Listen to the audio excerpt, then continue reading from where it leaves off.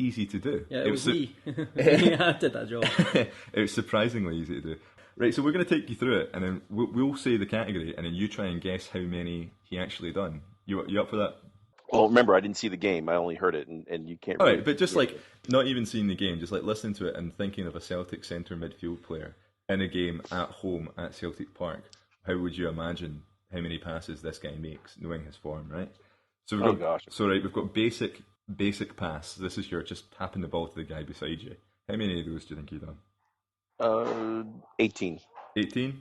Yeah, you're a bit off. You actually done 10. So 10. Yeah, 10 and a half of those. Okay, this is only midway through the second half, from 50 minutes on. Well, actually, it's about 3 minutes into the second half onwards. We've done this wrong. So yeah. So I'm sure you might have had a better game in the first half. So skilled pass. This is a pass that's significant, but didn't actually set up a chance, not including like through balls, etc. for strikers. So just a skilled pass in the midfield. How many of those? 4. 1. You actually got 1 of those, right?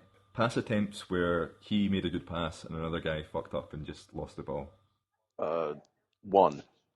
You actually got 2, and one of them was actually a really good pass to Izzy, who just completely miscontrolled the ball in the wing. So fair there. All right, what about key chance?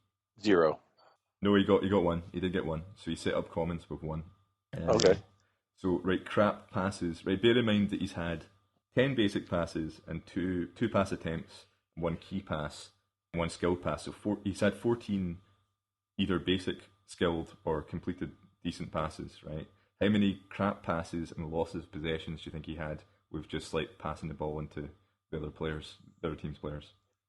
3. 6. So it's that's worrisome. 14 to 6 ratio of passing. And bear in mind that out of those 14 good passes, 10 of them were basic. So it's just like passing the ball to the guy beside you, which probably maxes your son's 5-a-side or 7-a-side team could probably complete. Killing me. Yeah. All right. So how many times does he win possession? 4. It was 3, but on one of the occasions he won possession, 2 seconds later he lost the ball himself, so it shouldn't have really counted. When you're playing centre midfield, I don't really think that's good enough. And how many tackles do you think he made and blocks do you think he made to break up an opposing team attack without actually winning the ball? 2. 0. He made absolutely 0. He made none. That's a problem. And how many fouls did he commit? This would obviously break up an attack, but he got penalised for it afterwards. 2. He made 1, but he got booked for it. How many significant runs do you think he made? None. Right, we gave him 1, but we think it was generous because he got the ball at probably midfield circle in his half and then ran maybe 20 yards across the middle of the park, and there's maybe one person who probably could have tackled him at the point, but okay. Let me ask you this then: yeah. Do you think that these numbers signify that he's pretty close to what Scott Brown does? No, as in like if we compared him to Scott Brown, Scott Brown would have significantly had more, when we were trying to look at it. Anyway, how many shots on target do you think he had? None. None. Yep, none. And how many wasted chances, as in like a fairly good opportunity which was wasted? I think I remember him blowing one over the bar, so that would be the one that I would remember. Yeah, we clocked 1, and so this was like it is the second half, so that was all the categories we've done. But what we did note, and one of the note was that when we started doing it, there was a spell of about 10 minutes where we didn't mark anything down, and we were watching like a hawk to see when he actually touched the ball. So when the tempo picked up towards the end of the game, he was obviously Griffiths. He was a lot. It was Griffiths. Yeah, Griffiths might have been the catalyst for that. But of course, you would say that. No, but when the tempo picked up and we're playing a lot quicker and a lot faster, that's when Johansen got more involved. But you would think that anyway, because obviously we were just throwing every man forward, so you'd hope that was the case. But there was literally a 10-minute spell where he didn't do any contribution to the game whatsoever in 45 minutes. You know what's weird about that? You know what's weird about that, Paul, is that when you say that, the question I have is, that is really, really weird to hear numbers-wise. I'm glad you brought it up, because if you think about it, you're not sending the ball down the right side. I mean, Effie's not making runs, so that ball's got to go through the middle. And he has that few touches, and that explains a lot. I've read before where that people claim that guys who look the same in the middle of the park, and I'm not saying Johansen and Brown look the same when you meet them in life, but if you're sitting at the back of Celtic Park or watching on TV from a wide angle, if you've got two guys there with brunette hair who are roughly the same height playing centre midfield, I felt Ledley suffered from this as well. You don't notice them in the game. It looks like they don't have a lot of influence, and their play kind of gets blended together, and you just kind of judge them as a pair rather than an individual. Yeah. So when we're looking at Johansen, we're like, right, let's actually see, is it just a myth that he doesn't contribute to the game? Are we like maybe missing something? Is he not really like... See, I would say to you, like, I'm going to quote the great Ebbe Skobdal, who was the Aberdeen manager about 15 years ago, but he said somebody asked him a question about Aberdeen striker and compared him to Larsson, and he said, statistics are like miniskirts, they look great, but they hide what's important. I think the problem you have here with Johansen, your criticism is, you've got to look at the role that Ronny Deila gives him. Now, to me, what we see Ronny Deila doing a lot is he tells Denier and he tells Van Dijk, you can just take the ball and run up the field. But who has to drop back? It's Johansen. So therefore, Johansen has to drop back and cover them, and you see that quite a lot. So I think sometimes you don't see him in the game. You don't see him in the game as much as you probably would want to. He doesn't get involved as much as you want to because he's having to cover things back. That's his role that he plays. Yeah, so, but you'd still think that he would have one of the categories that we pointed out, he would have been significantly quite good at. Firstly, I think analytics is a difficult thing to frequently apply to football. Oh yeah, it's difficult. But Dr. J, would you say bringing in Ronny Deila is meant to be this kind of academic, the school teacher? Was it not an analytic approach that him and John Collins were hoping to bring in at Celtic, or are we getting this horribly wrong? Surely, well, you'd look you at can this only and say be like, that. Well, you can only say that because you could say that. I'll say that yes, but the only reason why we could say that is because that's what we were told. I mean, none of us were in negotiations. None of us are in training with these guys. None of us were there when Wildwell said whatever. None of us were there when Deila interviewed. So, I mean, for us to sit here and say it wasn't supposed to be an academic approach, I mean, we can only go off of what we've been fed, and that was supposed to be. But am I looking at this? Am I seeing it? I don't see. I mean, the academic approach would be, let's get our right backs over to Johns Hopkins and figure out what the hell's wrong with them. Yeah. And that to me, because I really honestly believe the game is going to open up once we get that right side back. Because look what happened against Hearts. I mean, if I were to ask the question of anybody, the question I would ask to Izzy would be, what did Ronny Deila say to you before the game? What did you do? What happened? How did you and Stokes? I mean, was the right back at Hearts that bad that all they did was actually just run this guy over the entire game, and it was just him not playing defense? I don't think so. They specifically targeted this guy, and if that's the case, and you have that connection between Stokes and Izzy continue, I mean, I don't understand. We don't continue that way, and all of a sudden things stop. And there were bits and pieces today from an academic standpoint, looking at it, going, we just had lots of joy down the left side doing that, and we stop. Yeah. And I think now teams can modify their approach on defense, but I mean, how easy is it right now for midfield to shift to play on our left side, knowing that basically Ambrose is going to be a statue?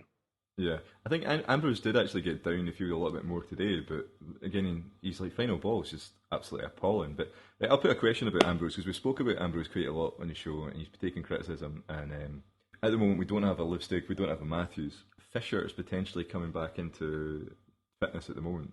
That's what we're hearing. So the question is, and I'll ask you both this. We'll go first to Dr. J, then to you, Brendan. Do you drop Ambrose for Fisher, knowing that potentially that could kill Ambrose as a player? In a second, you're definitely there. Brendan, would you drop him? Yeah, I'd have to play Fisher. Yes. Yeah, absolutely. Yeah, I think I'd probably drop him as well. Your problem with that is... I'd bite your hand off. I'd bite your hand off, and I'd buy him a bus ticket. In fact, when I'm going to be over there for the Killy game, and I might just go ahead and try and smuggle Ambrose with me back to the US so no one knows where the fuck he is.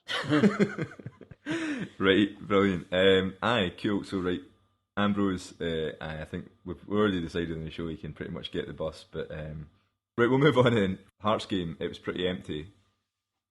Bit disappointing. Brendan, you've been going to the games this season. What's the atmosphere been like at Celtic Park? Yeah, not great. It's worse than last season anyway, but it's not been too good. I think we've got the Green Brigade been back in a couple of games, and they've been certainly very, very good at boosting the atmosphere. When they're not there, it's pretty bad atmosphere.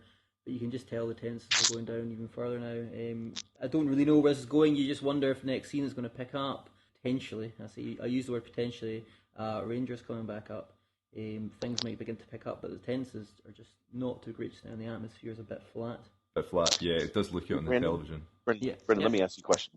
What do you pay for, just in general numbers? What do you pay for a season ticket? That's I think it was somewhere in the region of 400 £450, something like that. You've got quite a good seat though. But I've got a good seat. So it was like not quite a heated drivey, Yeah. comfy seat that Dr. J loves. No, I'm just kidding. Yeah, Dr. not quite J, that. but- Oh, you have listen. I've had some comfy seats. Trust me.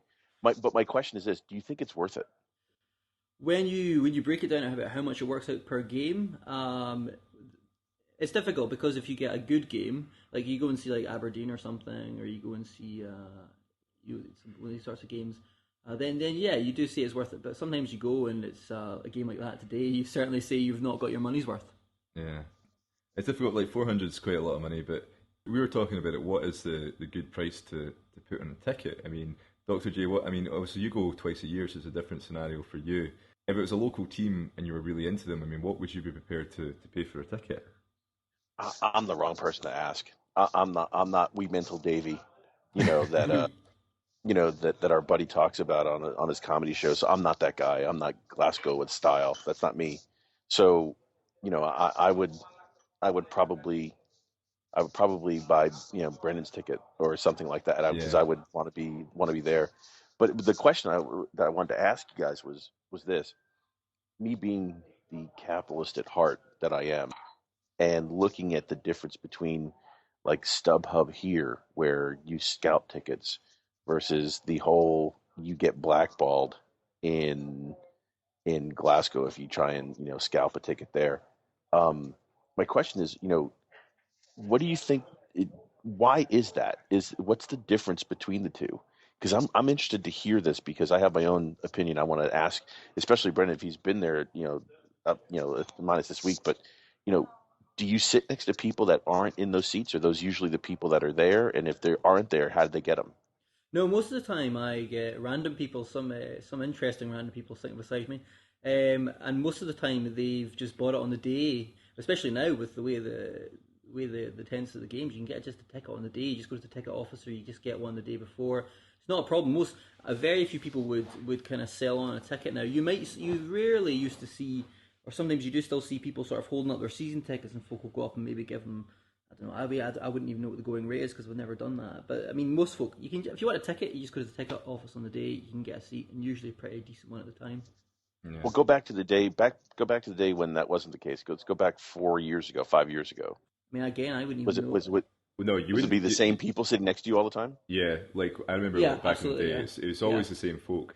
I can categorically tell you, in my head right now, I can tell you like everybody who sat. I didn't know their names when I sat in the East Stand lower. Yeah, absolutely, But I yeah. remembered like exactly who they were. There was like a famous guy who we actually all knew each other so well from like about 7 years all sitting together. There was a guy who smoked cigars, right?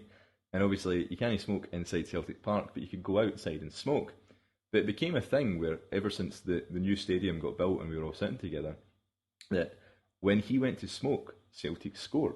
Did you ever come and sit with me? I did, yeah, You came and sat with me a couple of times there. Remember But like the guy. this guy stood up, right, and he went out, and then he'd come back in, and Celtic would have scored. He would always score when he had a cigar outside. Now, it got to the stage where the year that Martin O'Neill took over as manager and we were going to win the league, the day that we needed, it was over by Easter, so it was like it wasn't like a situation where it was going to the wire. We were coasting the league, but we just wanted to win the league that day. And it was about 20 minutes into the first half, and this was when Celtic were steamrolling everyone at the time. It was Sutton and Larson up front with Moravchik and Petrov and co, and they were just killing everyone in the league. And it was 0-0 with 25 minutes gone, and we were looking at each other a wee bit shady. And then this guy just stands up and points to the guy with cigars and goes, "You get to fuck, get out of here right now!" And then he stood up and started walking out, and then everybody noticed what was going on with him leaving, and everybody started cheering. Everybody knew that this guy was leaving, and he went out. Guess what happened? Larsson, bang, back in the net. I can't mind who scored the goal. But he came back in and he got a